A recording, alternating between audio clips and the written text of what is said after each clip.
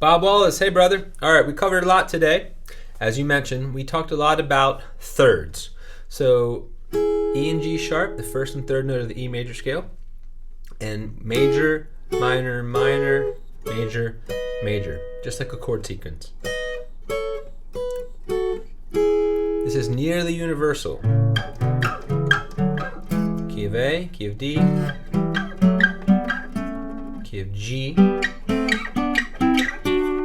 and then this is the anomaly. Because of the B shift, now a major third's on the same fret, and usually played with the first finger, major, minor, minor, major, major. The advantage of that is you can hammer on from 1 to 2. Then you can keep it going to 3.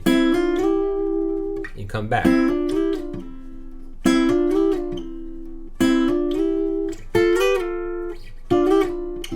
then of course back to E. And we talked about chromaticizing the 2 to 3 for a little twang. You can also chromaticize 4 to 5. And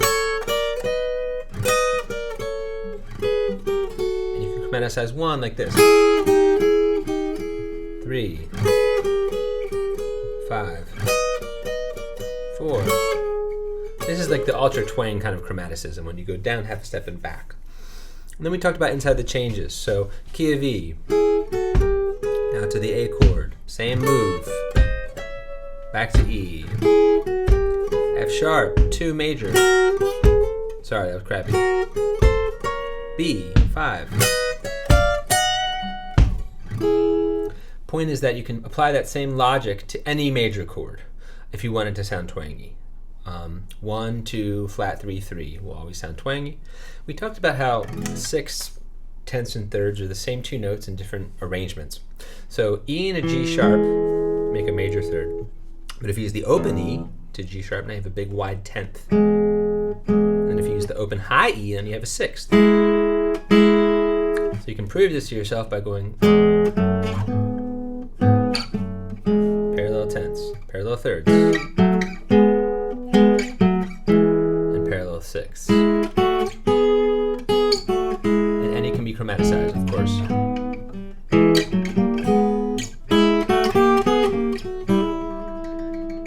And rolling the minor to major third will always make a chord sound bluesy. We talked about chord inversions, so in triads. So if you take your low E, the 1, the 3, and the 5 of the scale make what's called the triad. Root, 3rd, 5th, root, 3rd, 5th. You can do that on any string. And if you lower the 3rd, it's minor. Root, flat 3rd, 5th. D minor, A minor. So an inversion comes from putting a note other than the root in the bass. So an E chord, like this, root position is this.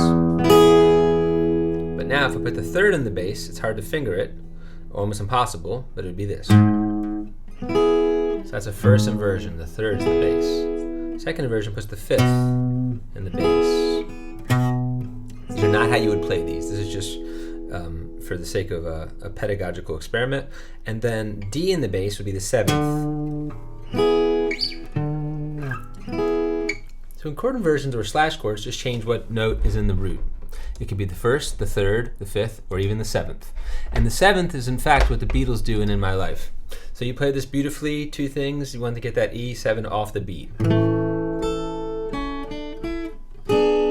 So you're waiting for the 1, but if you use the open high E, it's easier to get off the beat.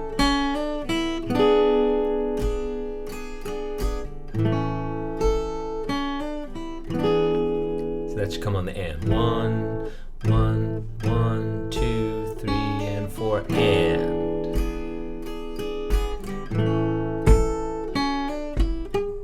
That was crappy. It might just be the melody hits the and then the chord is the next beat, but at any rate, it sounds more like the song if you get the and. Now, progression-wise, you have an A over G. So that's a type of A7, but the 7th is in the bass. So, places I remember. It sounds a little bitter, but it's closer to what's on the recording. All my life. And then the chorus is actually F sharp minor to D. Affection. People and things that went before. And second time around, F sharp to B7, and it's always D to D minor. And loved you more. That's In My Life in a nutshell. So we covered inversions, triads, thirds, inside the changes, and applied it to In My Life. So chromatic alterations are notes that are not naturally in the key. So for In My Life, you have three of the most common of all time, which are the 4 minor. So you have a minor 4 chord, which is that plaintive kind of lilting sound you always hear in major keys. You have a flat 7, G major. So that's the natural 7th is a G sharp, so you lower it to a G natural and you create another major chord. Rock song in the keys of A almost always have a G chord, as evidenced by Get Back as well. And most rock songs in A do that exact move, G, D, A.